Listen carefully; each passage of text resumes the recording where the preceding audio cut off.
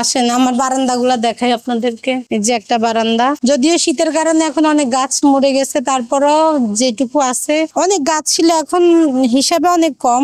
বারান্দায় পাখিও বাসা করছিল ৩-৪ বার।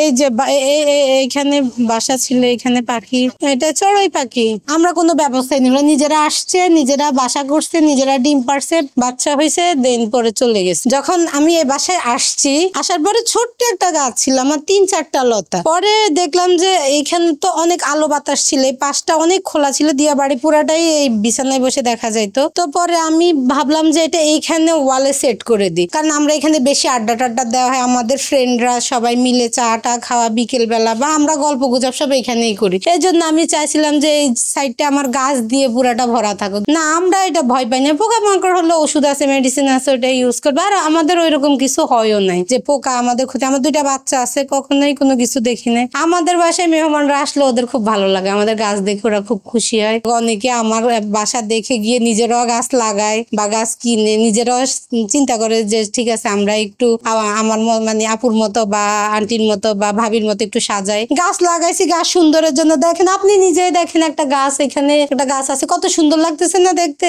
অনেক সুন্দর লাগছে, পরিপাটি লাগছে দেখতে, অনেক শান্তি। ও গাছ গাছ তো বাইরে আমরা সারাক্ষণে দেখি, কিন্তু বাসার ভিতরে গাছ জিনিসটা একটু ইউনিক না, একটু আনকমন। আমি সারাক্ষণ থাকি ঘরের ভিতরে, তো আমার যেটা পছন্দের জিনিস, যেমন গাছ আমার খুব পছন্দের জিনিস, বা আমার কাছে ভালো লাগে। আমি রান্না করলাম, আমি কাজ করলাম, একটু সবুজের দিকে তাকালাম, আমার চোখটা একটু শান্তি পেল। দাওয়াতে 7 দিনের জন্য আসলে যাওয়ার আগে এগুলার মতো খাবার দাবার দিয়ে ব্যবস্থা করে তারপরে যাই। ওরকম লম্বা সফরে আমরা এই গাছের জন্য যেতে পারি না, মানে যাই আর কি। হয়তো বা অনেক সময় অনেক গাছ বাইরে নিচে রেখে যেতে হয় দারোয়ানের কাছে, বা বাইরে দিয়ে ওদেরকে বলে যায় যে আমাদের গাছগুলোর মধ্যে পানি দেওয়ার জন্য। গাছের জন্য তো টেনশন হয় অনেক বেশি, হওয়াটাই স্বাভাবিক। আমরা যখন কোথাও যাই বা ট্যুরে যাই বা বাড়িতে যাই, তখন এই গাছগুলোর কি হবে ওইটা চিন্তা করে অস্থির। হয়তো বা আমি যাই, আমার হাজবেন্ড থাকে, ও গিয়ে আমাকে নিয়ে আসে, এরকম হয় আর কি। গাছের জন্য অর্ধেক যাওয়া হয় না। অনেকে গাছ গিফট চায় যে গিফট দেন, কিন্তু গাছ গিফট দেওয়াটা আসলে একটু কষ্টের ব্যাপার। আমি এত কষ্ট করে গাছ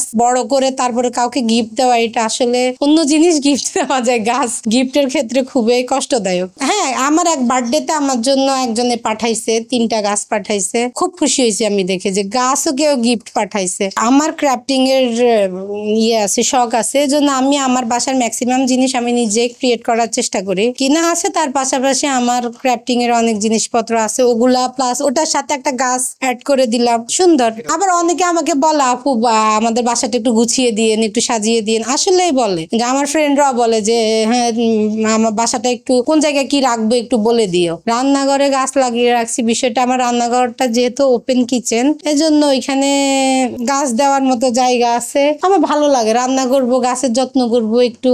আমার চিন্তা বা আমার ইচ্ছে বা আমার শখ, আমার ঘরের প্রতিটা কোনায় কোনায় গাছ থাকবে। আসলে বাসাটা দেখে আমার এত পছন্দ হয়েছে, বাসাটা এত খোলামেলা, এত স্পেস যে আপনি যেই কোনো কর্নার আপনার ইচ্ছে মতো সাজাতে পারবেন। যেখানে অনেক বাসা থাকে অনেক ছোট ছোট জায়গায়, স্পেস কম, দেখা যায় কোনো জিনিস রাখা যায় না, কিন্তু এই বাসাটা আপনি মনের মতো সবকিছু রাখতে পারবেন। আমি চাইলে যে কোনো সাইডে একটা কর্নার ক্রিয়েট করে ফেলতে পারি। ঘর সাজানোর জন্য গাছ হচ্ছে আপনার সব থেকে ভালো মাধ্যম। আপনার অনেক দামি জিনিস থেকেও আপনি একটা গাছ দিয়ে দিবেন, জায়গাটা অনেক সুন্দর হয়ে যাবে। যেমন সবুজও হবে, প্লাস আপনার দেখতেও সুন্দর লাগবে, আর জিনিসটা অন্যরকম। ছোটবেলা বড়বেলা বুঝি না, ঘর সাজানোর ক্ষেত্রে আমি গাছটা খুব পছন্দ করি।